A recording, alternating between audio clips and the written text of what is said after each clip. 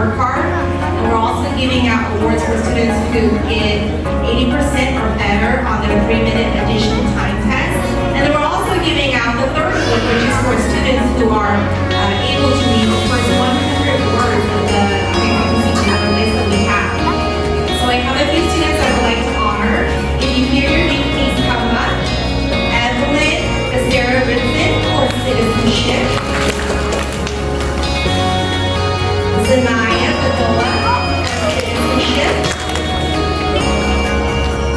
And Aria Gallegos is not here today, but if she were, she'd be getting one for citizenship and cycling. Scarlett Jimenez for citizenship.